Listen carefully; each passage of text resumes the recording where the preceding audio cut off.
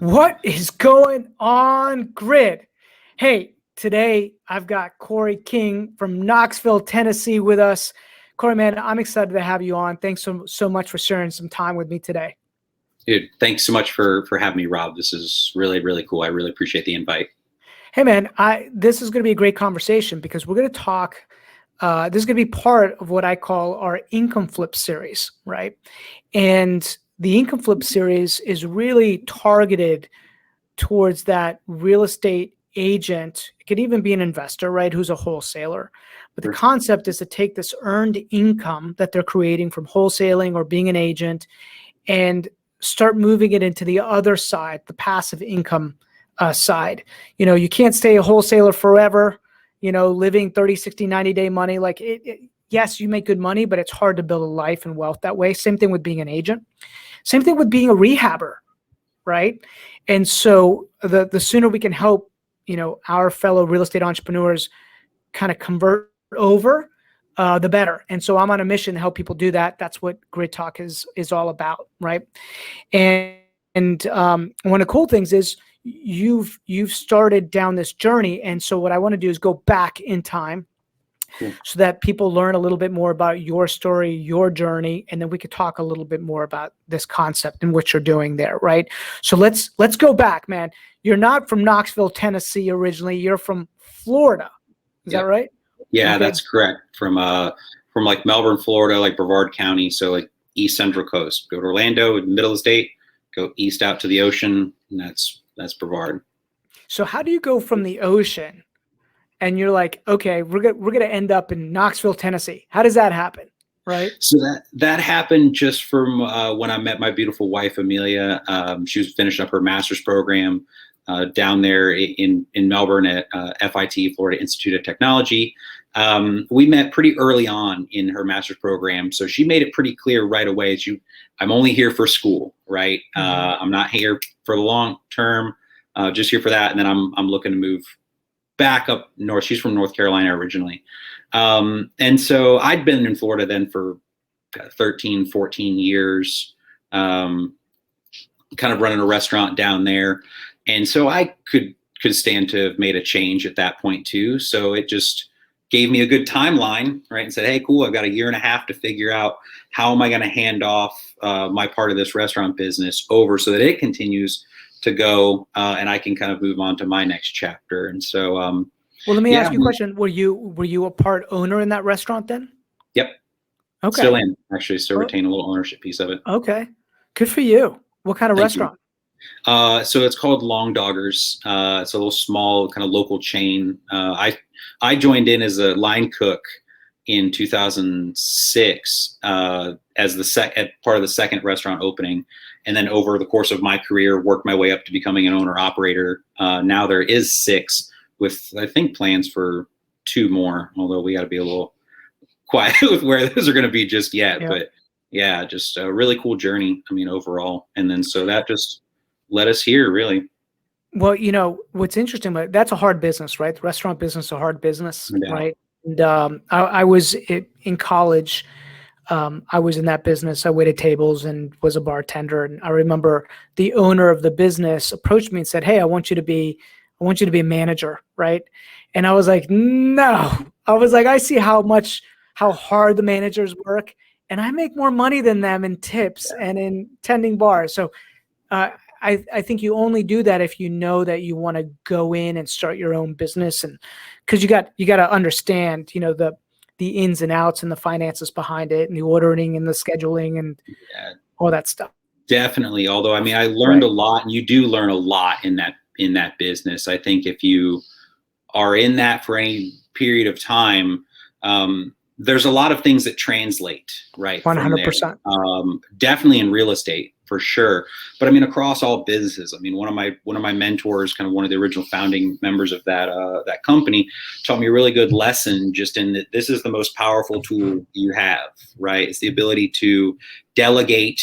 He was a wrestling coach, so he's a little bit more aggressive and direct with you, but he's able to get stuff done. He's got a heart of gold as well. But that was a big lesson, because for me, it was always hard to trust others to do it, right? I was also myself, I'll just do it. But at a certain point, you can only handle so much. So you need to bring on leverage. You need to bring on help. And so Al was a great mentor for that. And then I think real estate specifically, it translates really well because I found that if you're in hospitality for any like length of time, I don't know, you tend to run into the same kind of personalities, right? Throughout it all, like be it in staff or even guests. And I find myself looking at some folks like lately, like, I've met you before. You didn't look like you, but like I've met you before, right? I've sat next to you at the bar, or I've thrown you out of the bar, like one way, right? So you and I were chatting afterwards, not afterwards, but before this, and you said that the way you got in though was that you were still in the hospitality industry, but you started buying and flipping lots in 2011, right? That's like cool. How did that seed come about? I'm curious. How did that seed come about? Kind of put on to it a little bit. I mean, a buddy of mine at the time was also saying like, hey, you should come check out this auction in town. And they do it like every other month kind of thing. And you can look a month or so out and see what's coming up. And they're not just selling real estate. They were selling cars and boats and tools and collectibles and all that stuff and real estate. And, so I went to go like check it out and I'd see these lots come up for sale. And this is right, like 2010, 11, 12, market bottom, nobody's building anything. And these lots are going for like $2,000, $3,000 a pop. Market values 8 or 10 at the time. Still not like, they were still good. I mean, at that, right. So I was picking them up. I'd buy them for like $3,000. And then it was like my side hustles. I'd go buy them for $3,000, and they were in subdivisions that had like started and then stopped because the market crashed. So a lot of those builders lost out on everything, and that's why these lots ended up at auction. So I would just go and buy these and then go like knock on the door of like neighbors on either side of it and be like, hey, Ray, like I got this lot. I don't know, you want to buy it? Make sure nobody builds next to you, that kind of thing. Double your lot size, what have you. And you occasionally you get like the no, like that's like, all right, that's fine. I'm gonna go talk to your neighbor like real quick. Like, well, hold on a second, real quick. Like, the checkbook comes out real fast. So that was like a fun little hustle. And then I would just kind of like, pocket some cash, or then I might roll it over into the next auction and pick up a couple more. And that's kind of what started the real estate like hustle in me, was just this little side thing that I had at those auctions. Yeah, I did that for a couple of years. Yeah, and you learn a lot in that process, right? You learn arbitrage. Hey, I could buy something, at auction for less, and then I could sell it for more, right? That there's a lot of like learning that happens in there, a lot of psychology that happens in there. So what happened? Like you did that for how long? 2 years? So I did that for probably about like three or 4 years or so, like just kind of playing around, go into that. And I mean, I saw some smoking deals go by that I just didn't have the cash, and maybe just wasn't even aware of just where to find the money, right? Sure. How I could maybe borrow this. Cause I saw deals that somebody bought this one lot in a community in North Carolina that they got it for like 10 grand. It was a very nice luxury community, has its own private airstrip. The restrictions in there all say like your minimum build has to be, 3,000 or 4,000 square feet. Cost has to be $1 million. I was like, oh my God, these lots are selling for 100 grand. And this is back then they were selling for like 100 grand, right? And I just didn't even have the cash, but I saw this one guy get it for like 10 grand. It was the craziest thing. I was like, I couldn't believe nobody else like ran that up just to make him pay a little bit more. We're going to come back to that, right? Like real estate is all about cycles. And so we start learning about what happens the next time a cycle comes and what we plan on doing the next time. Sure. So that said, you started doing the side hustle, and then you moved to Knoxville, right? With you weren't married at the time, right? It was just your fiance at the time. Fiance or girlfriend at the time, right? And you go to this place, you don't know anybody, or you know one person, right? Yeah, like I went to high school outside of town, but like I didn't really keep in contact with like anybody. So it was just my best friend Christopher. It was like the only person I'd ever maintained some semblance of communication with over that 15 years I was in Florida. So yeah, Other than my wife, I knew like one person and like my Got it. grandparents. Okay. So you did grow up there then in Ish. Knoxville. Like I went to high school outside of town, right? This little Okay. mountain town called Oliver Springs, about 30, 40 minutes. So like I wasn't even super familiar with Knoxville. Even like when I Mhm. lived here, it was like I didn't have a car. So like I couldn't come to town just to check and see what was going on here. Okay. Okay. So you get into town and you're like, okay, I'm now not going to open up another restaurant, right? No. Or did that thought Thought about cross your mind? honestly, the thought had crossed my mind, Yeah. but then it's just, man, that's a beast of a business to be in for Yeah. sure. And I'd already kind of hit that like burnout phase to a degree. I just couldn't see that progression and didn't want to just bootstrap something from there. Just for me wasn't right. So how did you get your license? How did that come about? So it was always something I thought of, right? Mhm. Thought of something to do. I had done a couple of real estate deals like in Florida, just like personally, right? Bought my first house as a short sale in 2009. Mm. And had been around it. So it always kind of intrigued me. And then certainly through the lot flipping hustle, it was always like, oh, this could be fun. So there was just kind of an opportunity there to do it. So I was working kind of at a little place part-time here, at a grocery store, actually just in like the Mhm. meat department, which I've actually closed like 4 deals because of just working for that like short amount of time in that meat department. It became like Sam the Butcher. People just walk up and talk to you just like you're a bartender. So those Yeah. relationships, I just held on to them, and I've done Good probably for 2 you. million in volume just out of like those relationships of just talking at the meat counter. So I did that just for the time to get my license. I mean, it just whatever the couple months it was to get my license, and it was just off to the races from there. Now, I guess what you and I talked about, and uh, it wasn't all investors, right? It was like No, anybody, anybody, anybody and yeah, everybody. That's right. anybody and Right. everybody, they could do it. I was just prospecting my face. I mean, I would talk to anybody wherever I was, which I'm already a pretty sociable person. So if I was out or certainly I was using my time there, kind of the meat counter, just to like network and talk with people. But just, cold calls, for sale by owners, things like that. And it just transitioned into investments just through some of those connections. Really, like one of them started off as a for sale by owners, now what I call a business partner of mine. Yeah. So let's talk about that. You called on this for Yeah. sale by owner, right? Yep. And he was trying to sell one of his rental properties, or was he trying to It sell was his primary, or what was it? no, it was one of his rental properties. It was pretty run down of a home Mhm. anyway. It was just a rental that he bought. Him and his brother had bought a lot of stuff at like some tax sales, um, you know, ages ago, and just kind of been hanging on to this stuff and really openly admitted he's like, I don't really know what I'm kind of doing with this kind of thing. I'm like, well, let's get together. Let's see Mhm. if I can help you out. And it was this little $55,000 house in an area of town, and sold that and built like a really good rapport. And then that just kind of led to another deal and kind of another one. And then he's like, well, hey, I'm kind of shopping because I'm going to be renovating my house. So sold him a nice luxury townhouse. We've sold a couple of other like specs that he's built or flips that he's done. And then now most recently, he's just partnering on a 5-unit building that I came across just from kind of other connections. Kind of Mhm. ended up with a family with a trust, and then they had 7 properties to liquidate, and so that was a really good one. How did you run across that property? I'm curious.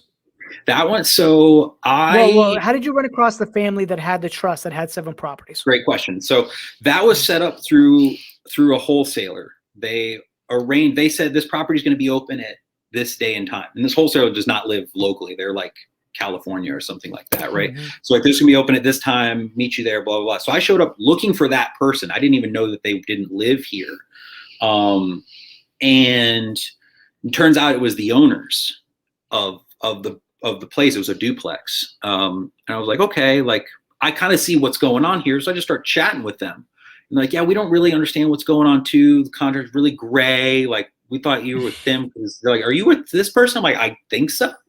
Um, I guess I am. I don't know. So just built a good rapport with them over that. And then they're like, oh, well, let's bring my sister in. Let's bring in Barb. Like, she's got that building there. It's big, beautiful quadplex, like right down, literally like a block away, big Victorian quadplex. Like, oh, you got to get her here, and then we got another duplex like right around the corner too. And it's just like, oh, what did I just step into? And it's seven properties total. I think 11 doors or something like that. Like all in all, or a little bit more.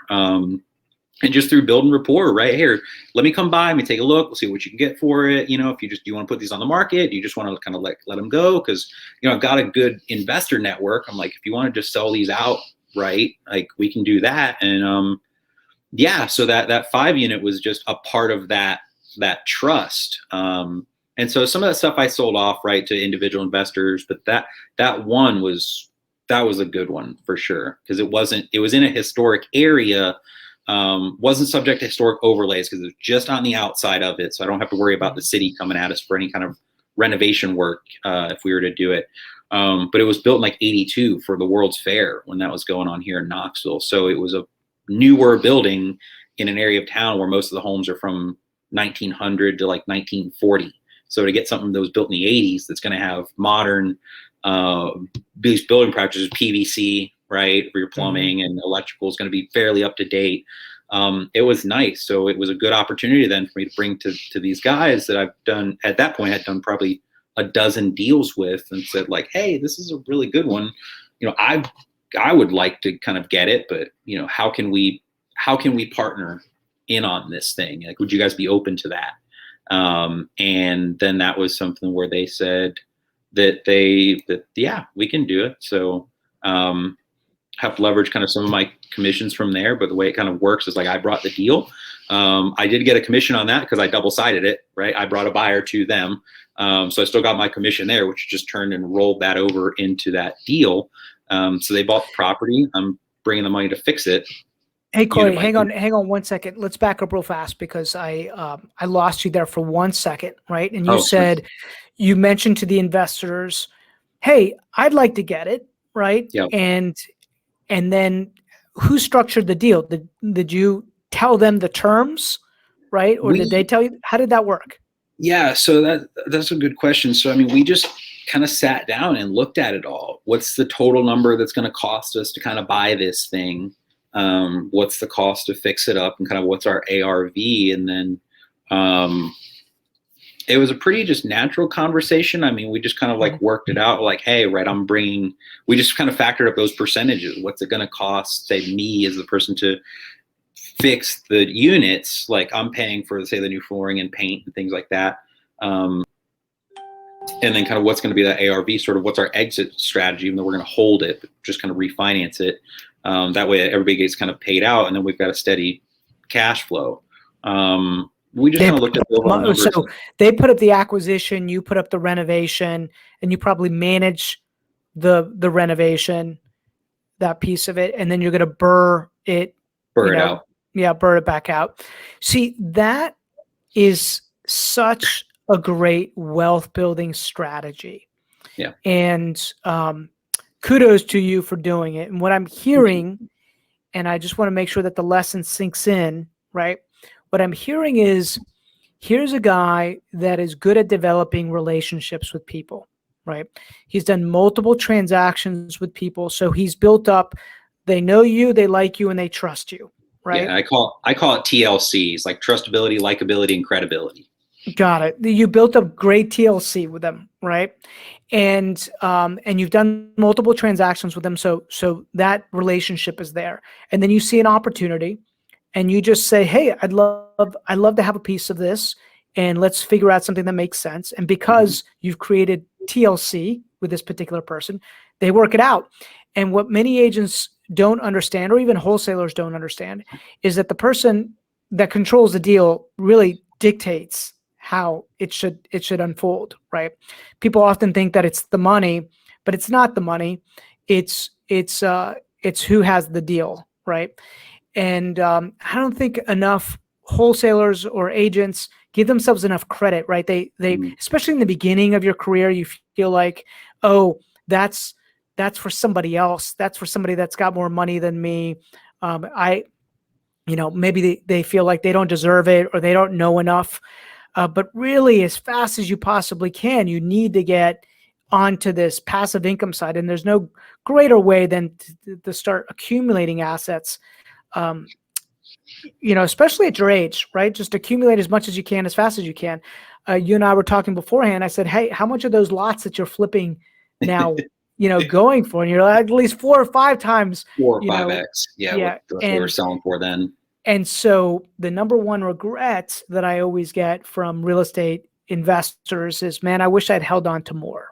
Right. I wish I'd held on to more. But like the conversation you and I had, it's like, yeah, but you need the money at the time, right? You either baby needs shoes, or I need mortgage money, or rental, or whatever it is, right? That's part of the hustle. But very quickly, you need to understand you got to take yourself out of the hustle and start really building something, right? Mm-hmm. And so what I've heard is that you were building relationships, which is such a great place, right, to focus first, is build these relationships, build knowledge, build relationships, buy assets, right? Yep. And have you bought any more with that gentleman, or is that's the first one? That's just the first, right? And that's just kind of the most recent one. And part of that is just financially. I'm just in this, my house now is one, we're on kind of the tail end of a pretty big renovation that we're burring this house, even though we're living it. So we're just taking out 1R. We're not going to rent it. But we're doing that with this as my primary residence. And then from there, I'll have, a good amount of cash to kind of go back out and deploy, and be on the hunt. I mean, there's business is going to come daily, honestly, right? Emails come up, things like that. Wholesalers throw you stuff, and there's good opportunities for sure. So it's just around about a month or so away, kind of finish up. How did you find your personal residence? Was it on the MLS? No, that was also another off-market deal. That was I met the previous owner of this house at an open house I was hosting around like Halloween of last year. And at that intro at the open house, we chatted real quick. Hey, what are you looking to do? Well, we want to buy. We do need to sell. And so I had a partner on the team at the time who she was taking the buy side of them, and then I was just kind of following the listing side of it. So start showing them properties, things like that. And they kind of fell off. They just kind of ghosted everybody over the holidays. And then it wasn't until probably close to Valentine's Day of this year, he just called me randomly at like 8:00 on a Tuesday night and says, hey, we bought a house back around like Thanksgiving. And of course your agent face, like, congratulations. In the back, another deal gone. But hey, right. Good for you, Mark. What can I help you with? And so he's like, well, hey, I know you do like some investments and stuff like that and kind of flip properties. And we've still got this house. We don't really know if we want to list it necessarily. Would you be interested, or do you know anybody who might be? And I knew where he lived. I'd at least done some market research to understand like this neighborhood and kind of this, what we're comping at the time. I had no idea what this place looked like. So I was kind of going in blind, but I was like, well, that's maybe like, what do you want for it? He's like, like $180,000. This is a neighborhood at the time, like comps for even homes that were lightly updated, say maybe early 2000s. This home was built in 83. Were like 270s range. I was like, tell you what, Mark, like, I'm interested, right? How's tomorrow at noon work for you? And noon will be fine. Great. Showed up, brought my wife, and she was walking through here. Her eyes were as big as like saucers, just because it was pretty trashed. I mean, they've been here for 30 years or more. The home's 39 years old. Everything's original. Everything was original. But the bones were there. We were shopping already, so we were at a price point pre-approved upwards of like mid 300s, but I was like, we're going to keep this to mid 2s just because I know I want to eventually probably have even this as another rental property. So I know where I want my payment to be for the numbers to flush out. So when we got this for, 180, I was like, I could dump 80 into this and I'm still going to be like the threshold I originally wanted to be.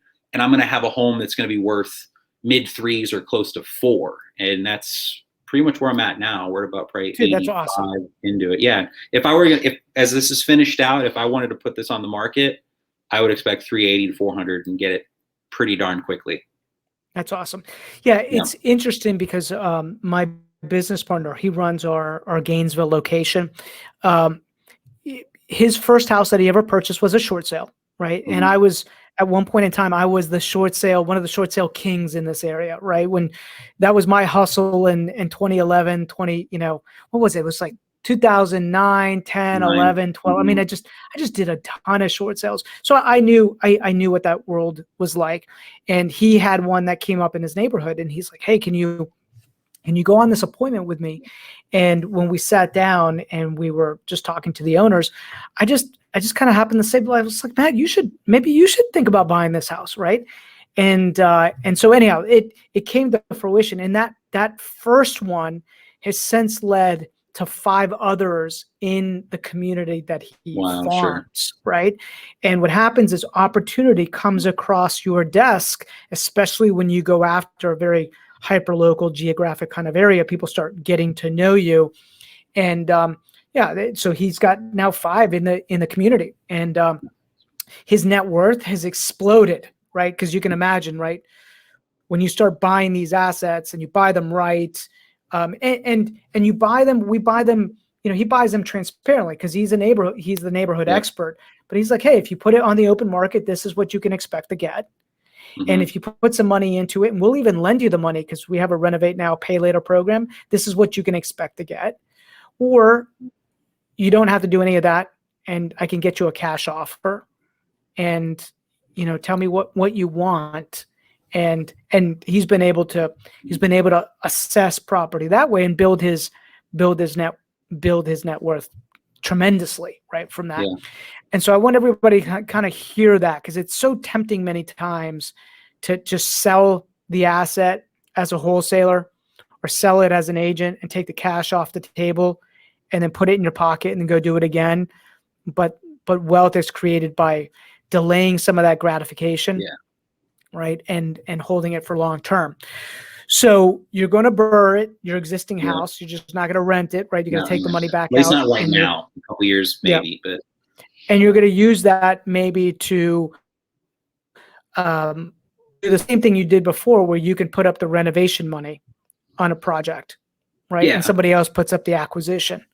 Yeah, I've done that model before on like a few flips, with say like an Mm-hmm. investor partner kind of thing, where uh, you know, they've maybe brought the money. Me and a buddy of mine right before like lockdown flipped a condo that I had the deal, right? I helped the owner of that bought a house locally. So he was an older guy. I was like, "What do you want to do with this condo?" I was like, "Right, you could fix it up and you could keep it as a rental and basically supplement the payment for the house, or you could just let it go or whatever." And he's like, "I'll just sell it." And I'm like, "I'll buy it," right? We just kind of worked out those details. And so I brought a deal. My friend Chris brought the money, cash, and I put the Mm-hmm. money to fix it, and then we just split it on the backside. He's a general contractor, so he's got a little bit more labor skill than me. I'm a great gopher, just go for this, go for that, right? Grab this, hold that kind of Me thing. too.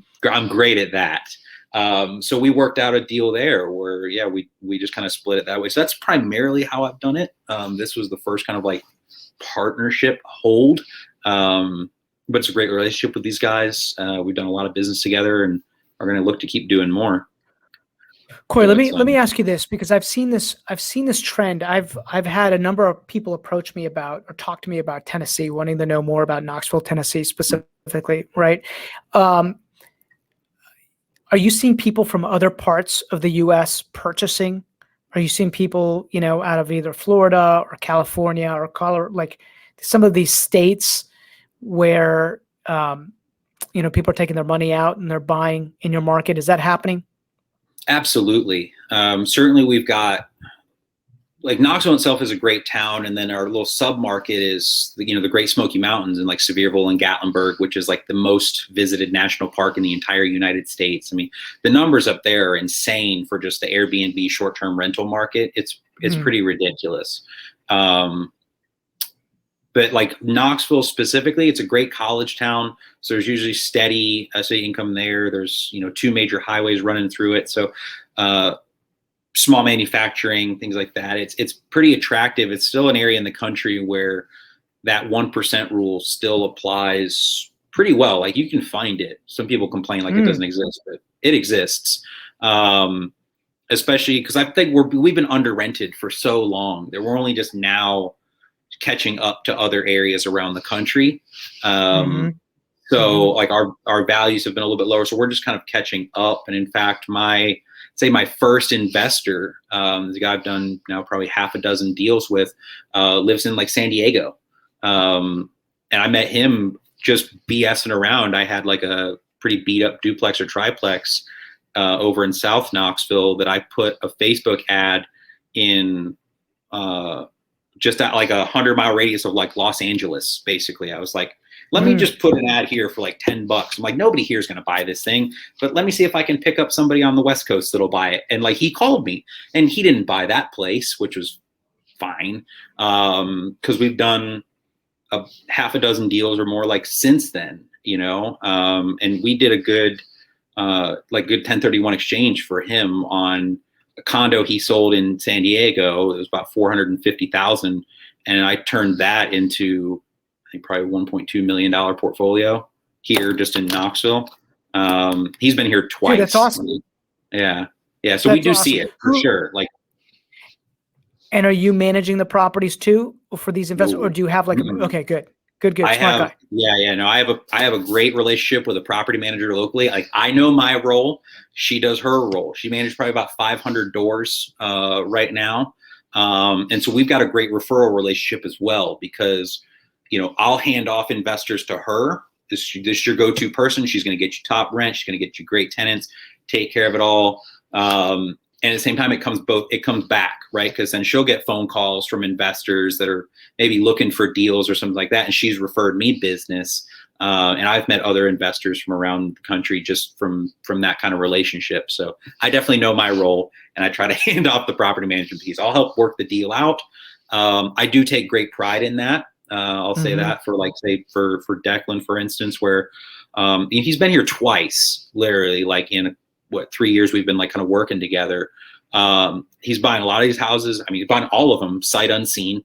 It's by me, my eyes, my ears, my nose, everything. So I keep like a little go bag in my car with, gross jeans and a t-shirt and whatever. And if I got to crawl around under a house, like to look at it, at least get a feel for it with my limited knowledge of construction. You're not even doing like a FaceTime or anything like that? No, we'll do that. Yeah. No, we'll do Zoom. We'll do like a Zoom call or a FaceTime, and I'll be crawling around. Here we are in the crawl space kind of thing, right? Or just kind of going around, and we'll kind of analyze the deal there, kind of live. And then if it makes sense, we'll sort it out through, home inspections, through all that due diligence purpose. But I take a big ownership piece of that, because like these are people trusting you with hundreds of thousands of dollars, right, to make a judgment call, especially in a market that's moving quickly as we have over the last year and a half. It's important just to have. I'm curious, are you seeing a little bit of a slowdown? A little bit. Just and I would say seasonal, right? Yeah, some of it like we went from where I saw July, we were like our median days on market was like 3. We went to 6. So average days on market has crept up a little bit. We're about like 2 weeks is like the average. So a little bit. I think some of it's seasonal. We've seen some people are kind of getting out of the maybe they're scared of COVID, or they're just finally seeing, like, they're waiting for the shoe to drop, right, and the market to crash, wherever, and they realize like, oh, it's only kept kind of going up, and I might as well just cash out now and go for it. So we've seen our inventory picking up. Do you guys have larger multifamilies in that area, or is it smaller duplexes, triplexes, quads, 5 units? I guess it just depends on like where. Like the larger stuff is usually closer to, like, you'll find campus housing that'll have students and things like that. A lot of student housing close to campus. And then as you get outside of that, it's mostly duplexes and quads, the odd 5 or 6 unit building. And then you've got big apartment complexes, sure, but what can you buy a duplex for in a average neighborhood, right? Not like a war zone, maybe a bread and butter, Sure. type of neighborhood. Um, What does a Anywhere like duplex go for? 200 to 300,000. Okay. So let's say Just 250. say What are that. That's rents? fair. It's What are probably gonna rents? hit you. It's gonna hit your 1%. If it's like, if each unit, say each side is like a 2-bedroom, 2-bath or something like that on it, you should be able to hit like your 1250 a month rent on that, possibly more. I mean, we've got a little 2-bedroom, 1-bath house in South Knoxville that's 800 something square feet that rents for 1250. I mean, Mm-hmm. you Mm-hmm. know, and that was, What about those Airbnbs? And you could tell I'm asking I'm yeah, asking selfish questions now, right? My all investor good. mind is going off, and I know a lot Sure. of people Yep. here might even be reaching out to you and say, "Hey," because there's not a lot of places around the country where that rule still kind of works, Right. and um, and where you see a lot of population growth. Normally, they're in areas that are dying, right? Sure. And you got to be careful, right? As an investor, you got to be careful not to go into an area that is dying. You want to check the demographics. Is the area growing? What's the age of the population? And it sounds like there's a lot of mojo, good positive mojo kind of flowing your way. A lot of movement to East Tennessee from all over. I mean, certainly we're seeing the California exodus, but I mean, all over the U.S., people are moving here for retirement. I just did a deal this past weekend for a couple from Jacksonville, Florida, that are going to be retiring in about 2 years, and they bought a 114-acre parcel of land this past weekend. Wow. Because they're gonna build their forever home on that, and eventually that'll be something they can hand down to their family. But we're seeing that too, is people that are just deciding like, hey, I want to retire. I want, nice, a little bit nicer spaces or just some more woods. Where can I go to buy 100 acres? You can still get it for sure here. That's interesting. What does 100 acres go for? Just like, I mean, I know that's like, it depends, right? It depends. Depends on where you want to be and how it Yeah. lays. So this particular deal was 114 acres. We're under contract for around 275K. That's crazy. Yeah. I mean, it's about an hour outside of town. It's about an hour north. So like, if you can still get to the store if you need just like groceries, it's 20-minute drive from this property. So you're not like so out in the sticks or something like that. It's rural. But there's at least what you need locally close by. And then if you wanted to go for like a night on the town, you want to walk downtown Knoxville and check out Tennessee Theater and some of the lights and things like that, it's probably an hour drive. A little over. There's been a big, right? If you just go on YouTube, you just go on like everything. I mean, a big Airbnb push, right? And have you seen those properties get inflated in your market? That market, and I don't have the numbers like right in front of me, but I believe we've seen like almost a 30% appreciation, like just in the year since like January. I knew people that backed out of deals we were in the middle of, like right when they started locking things down. And I look at some of those periphery markets, California, those are like my canary in the coal mine. Anything that's happening there, I can expect to probably happen here by about 10 or 11 days later. It's about that delay. We started doing some COVID release forms and things like that. Like California started it, 10 days later, here's Tennessee, Association of Realtors. Here's this new COVID release form. So I know people that backed out of deals though back then that if they would have just gone through with that, they would have, 30, they would have done done extremely well. Absolutely. Everybody gets kind of freaked out at one point. I mean, I think across the country, everybody kind of like, the market dipped for sure. But now that market's insane. Well, let me ask you this, right? How are you now preparing for the next, and this is a deep question, right? Preparing for the next 10 years, right? What are some of and you may not have this fully fleshed out. Most people don't, but I'm just curious, like, what are you thinking you want to do from an investment standpoint over the next 10 years? How do you want to structure things? What are some plans you have? What are some goals you have? So, and one thing I haven't asked you is, have you gotten kicked in the face with any investments yet? Has that happened to you, or is everything you've touched turned to gold? A little bit of both. I'll answer that, right? Like for the most part, Okay. everything's gone certainly well. Like, has there been some properties that we've maybe taken on that we've all of a sudden hit an unknown like expense? And yeah, you've got to go in and I mean, even on my house, like I've had stuff come up that everyone's like, well, we got to replace it. It is what it is. I got like pretty close to moving in and we were starting to lay flooring and I realized that was it like the sill plate on the front of the house, like that whole beam that runs across the front totally rotted and eaten away and stuff like that. Like, awesome. Here we go. Let's tear all this up and kind of put an extra couple grand into the property.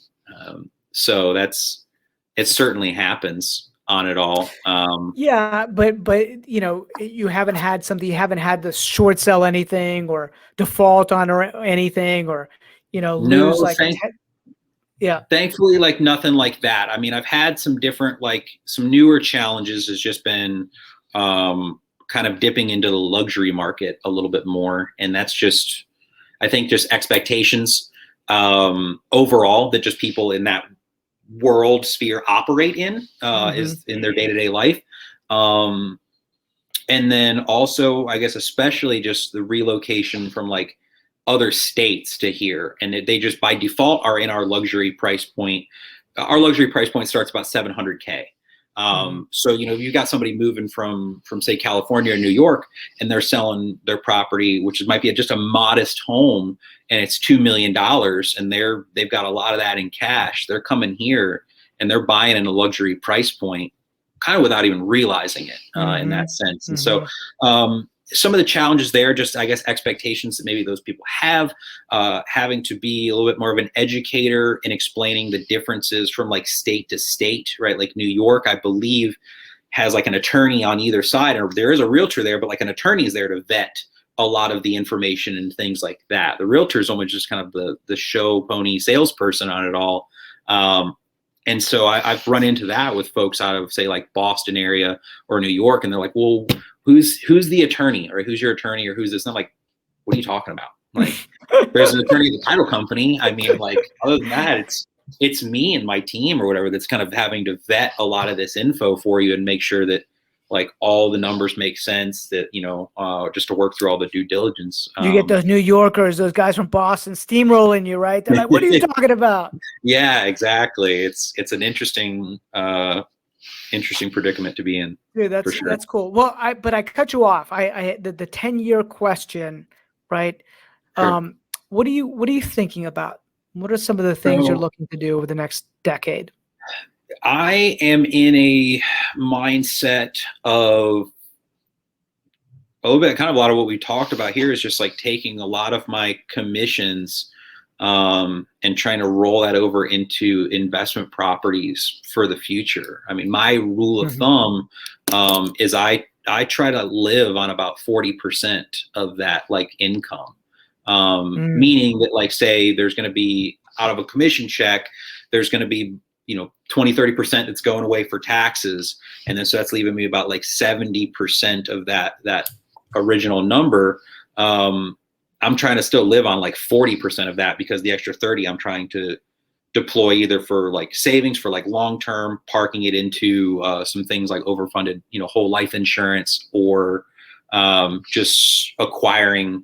My goal is at least 1 or 2 rental properties, just personally for like my family per year. And by that point, and the way that kind of math shakes out is, by that point, most of them would be pretty close to paid for.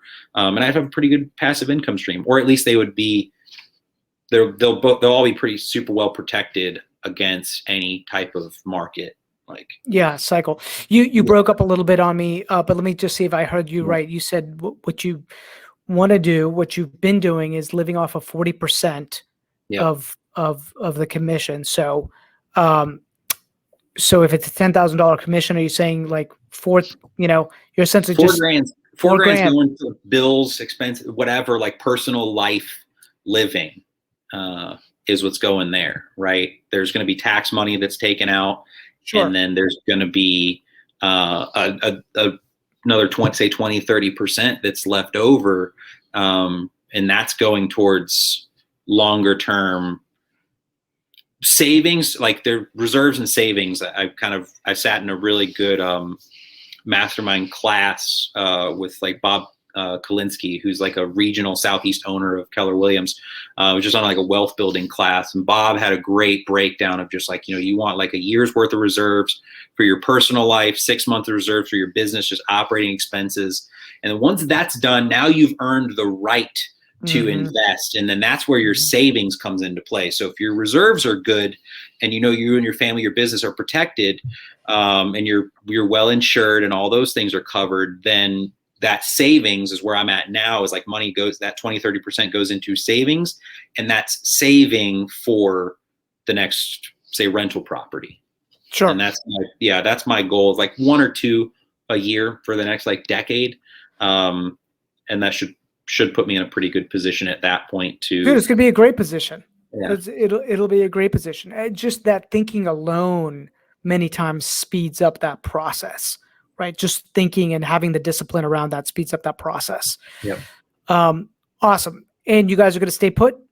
So you're going to be like our go-to people in Tennessee, or are you planning to move somewhere here soon? I'm planning on staying here. I love Tennessee. I mean, in high school, I didn't like it because it was like, I grew up in Chicago originally. So like moving to some little mountain town was just not my style or speed at all at that age, especially at like, 13 to 17. No way. I couldn't. I just, at the time, I was too much of an angsty, moody teenager to appreciate how beautiful it really is here and how cool the people really are.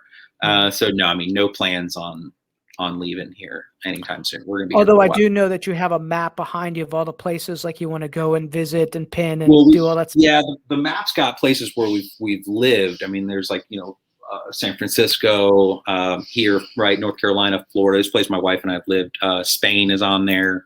Malawi in Africa is on there as well. So like we have the itch. I mean, the retirement goal is by 55. I'm done, which is 20 years away from now, or almost 21 years. You're a baby, dude. I'm still a baby. I'm still a baby. But I got 21 years left. By that point, I mean, our son, who's a year and a half, he'll be grown and have wings, and he's off doing his thing.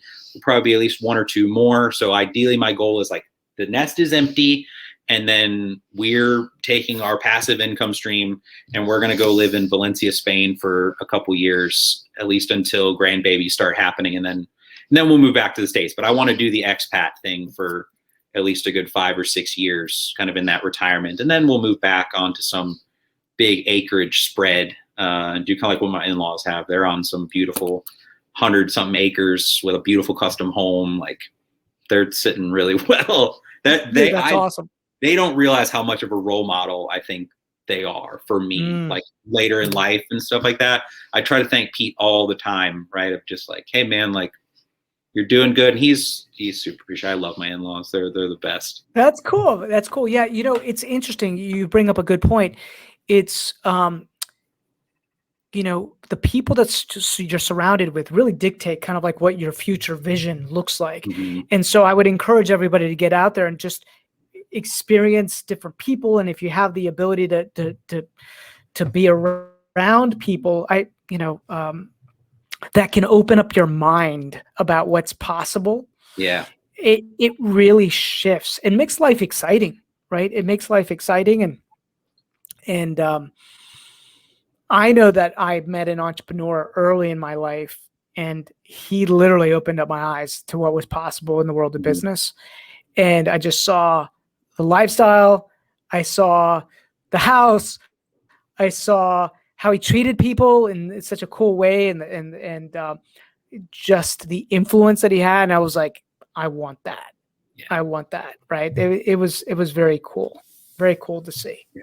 Right. No, that's awesome. Well, cool, man. Well, hey, I appreciate you spending time with me today in the grid community. Sure. Right. I think the things that I learned, here's a guy that understands that long-term relationships are valuable assets in themselves, right?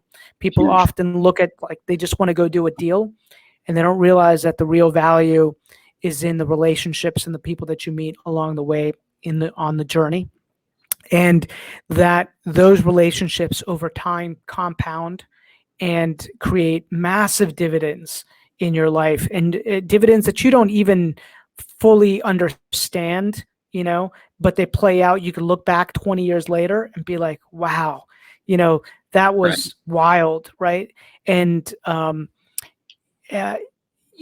still young, but I'm older than you. Right. I got a good 20 years on you. How old are you again? You're 35? 34. 34. Okay. No, what am I talking? What am I talking about? I'm 47. Right. But, but I do have the ability to look back over this, 20-year career and be like, wow, there's these relationships that I met early on, and they just grow and blossom, and they've led me in so many different directions. And I find that relationships are one of the most valuable things that I have with people. It's everything, right? It's everything. It's everything, right? It's everything, and the real estate is just part of the game that we play to keep score and build and kind of build financial freedom along the way, right? Right. And this earned income, if you're a listener right now and you're a wholesaler, or you're a rehabber, or perhaps you're in construction, or any small business where you're creating earned income, know that you've got to take that earned income and you've got to figure out a way to convert it, flip it, right? The income flip it to the passive income side, passive income column, where you start getting money to work for you, businesses work for you, so that you can create freedom of time, freedom of money, and really freedom to choose who you want to spend your time with, freedom of relationships, right? Yeah. And so thanks for sharing some time today and some wisdom on that. I know that I got a sense that I'm probably going to end up buying something in Tennessee, but I'm looking for something larger, right? Okay. Something where we can raise a lot of capital to buy something in that market. So if anything exists out there that's 40, 50, 100, 150 units, hit me up, man. Okay. I'm always putting my feelers out there. Sure. Let me know. We can do it for sure. Okay, okay, brother. Take care. Thanks so much for sharing time today, Cory. Thanks, Rob. Appreciate you. Sure.